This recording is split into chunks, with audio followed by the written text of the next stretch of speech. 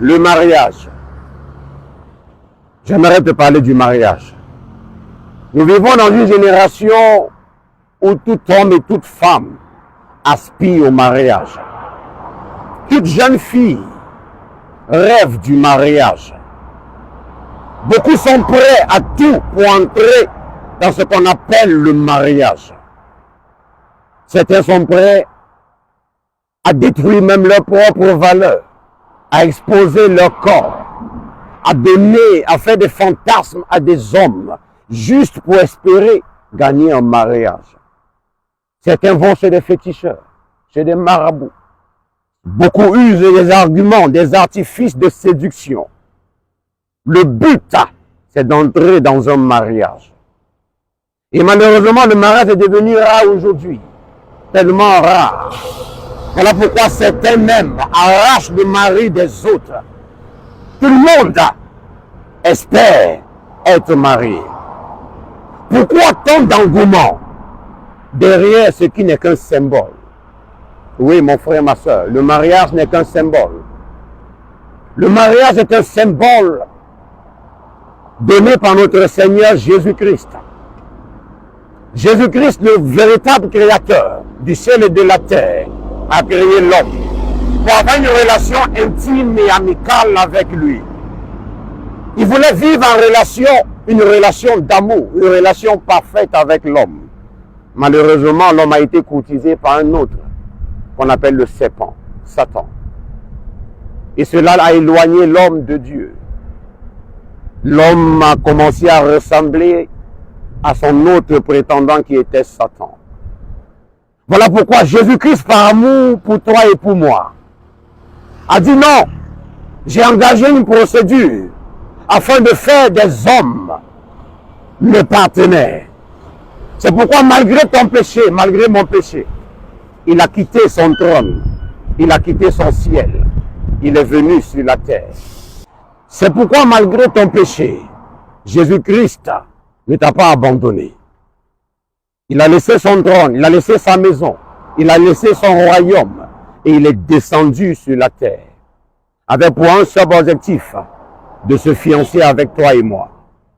Il est venu sur la terre, il a présenté son ambition, il a présenté sa volonté de faire de toi et de moi son épouse. Et après avoir demandé notre main, il est remonté, il est rentré à la maison. Dans la culture juive, l'homme venait demander la main de sa femme. Et la femme pouvait encore faire 1 an dans la maison de son père. Mais durant cette période, ils étaient en fiançailles. L'homme avait donc l'occasion de pouvoir étudier sa fiancée. Et la fiancée avait l'occasion de pouvoir étudier son fiancé. Les deux apprenaient à se connaître pour qu'à la fin, ils puissent vivre un mariage heureux. Jésus-Christ est venu, il te tend la main.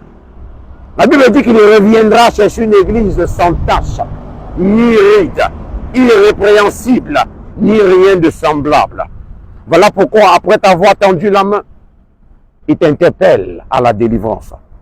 Parce que tout péché que tu as commis, tout péché que j'ai commis, a ouvert des portes à des esprits impurs. Tant qu'ils ne sont pas délogés, ils ne sont pas chassés, on ne peut pas avoir une vie de joie et de paix. On ne peut pas être irrépréhensible, on ne peut pas être sans tache. C'est pourquoi je t'appelle à rechercher la délivrance.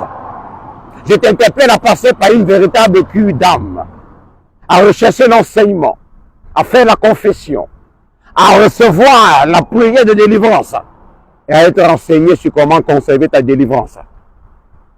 La Bible dit que cherchez à connaître l'Éternel, parce que sa venue est aussi certaine que l'aurore. Peu importe la durée de la nuit, le jour finit par se lever. Jésus-Christ, c'est l'étoile brillante du matin. Il revient bientôt. Dans quel état te trouvera-t-il? Mon frère, ma soeur, Jésus-Christ t'aime. Il a un plan merveilleux pour ta vie. Et le plan qu'il a pour ta vie, il veut faire de toi son épouse.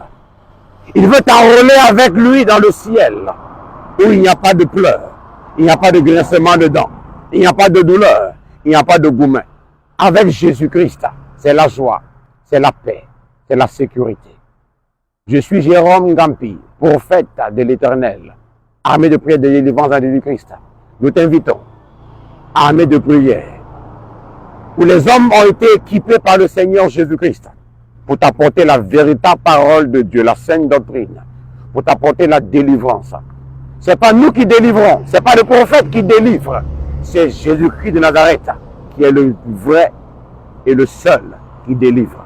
Je t'invite à venir chercher ta délivrance. Contacte-nous à ce numéro et je suis convaincu que tu seras le prochain à témoigner. Que Dieu te bénisse.